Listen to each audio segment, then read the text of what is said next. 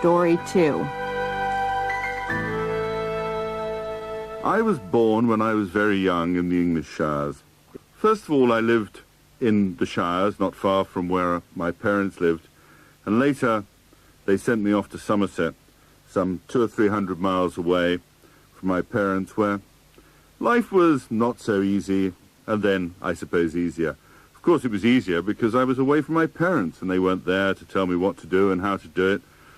And I came home every holiday for 4 weeks or 8 weeks in the summer and went out and shot little birds, chased rabbits round with a shotgun, 3 dogs and 1 gun, and I could go anywhere. So that's how I began.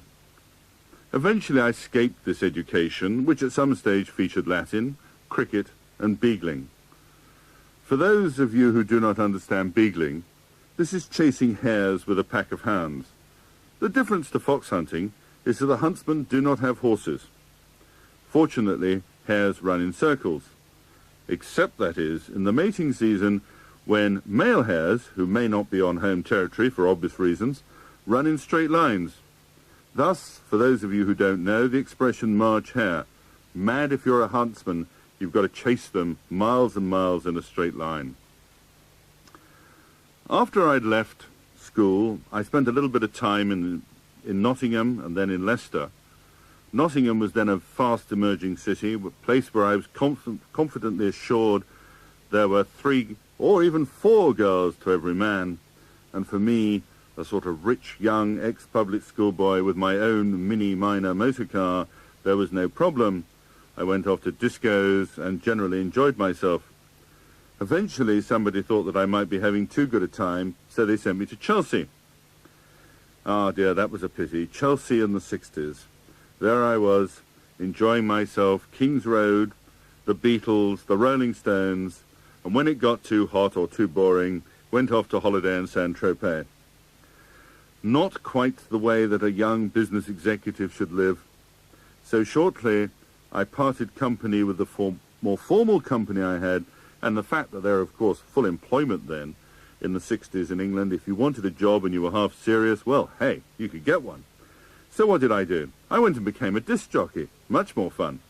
And I worked around clubs, nightclubs, private parties, and really enjoyed myself. I even made money, enough to live off anyway, and lived very well.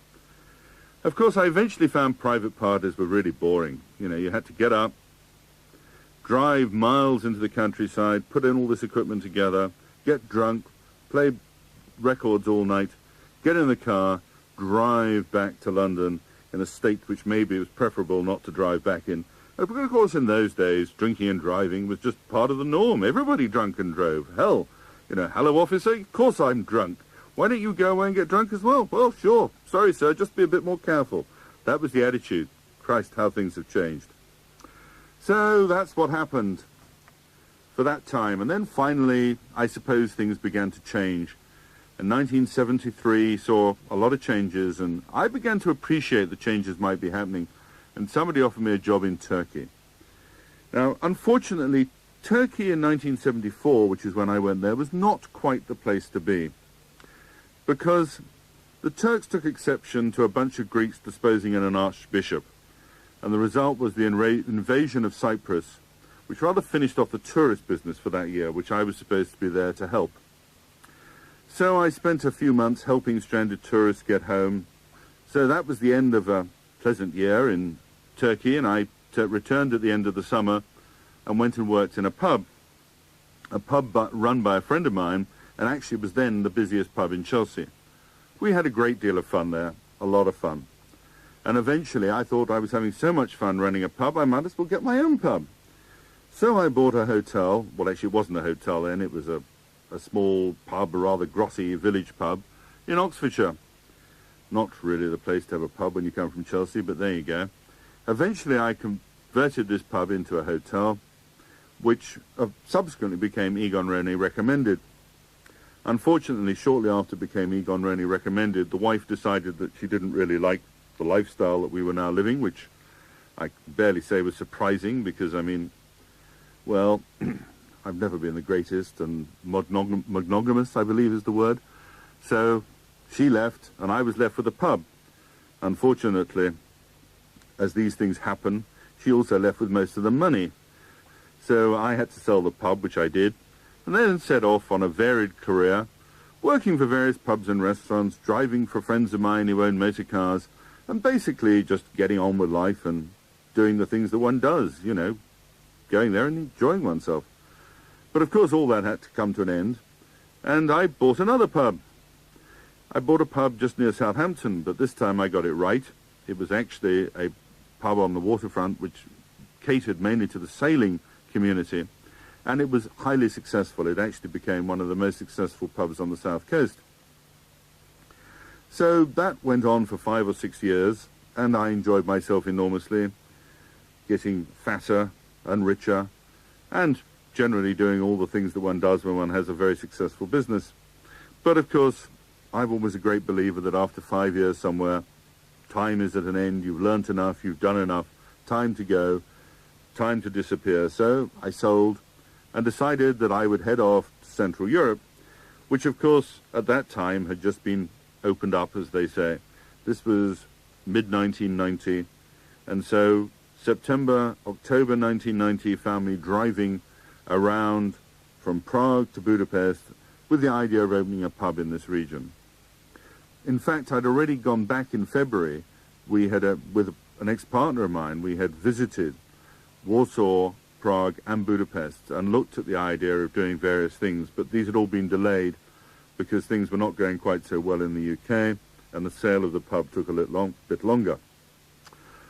Where I was to come to live, or basically spend most of my time, was Budapest. The reason for that was, of course, I sat one day in a bar in Prague discussing with a man who I was quite sure was an ex-secret policeman, exactly how I could get a pub in Prague. And he said to me, well, of course I can find a pub for you in Prague, but I need £10,000 a year as a retainer. I said, don't be stupid. I'm not going to pay you £10,000 a year. What I'll do, you find me a pub, I'll give you a good commission. That's the way most business is done. No, he said, I want £10,000 a year. I said, for what? He said, well, if you don't pay me £10,000 a year, you won't get a pub here, because I know everybody who owns them anyway. So I decided that I would move on and go to Budapest, where they'd be much more cooperative. Of course, in Budapest things didn't happen, because in Hungary they say yes when they mean, well, maybe, and they say other things, and as a result it went on and it went on and it went on, and I never actually bought a pub in Hungary. However, I have had a good time in Hungary. I've advised people on running pubs. I've done various things which have been a lot of fun.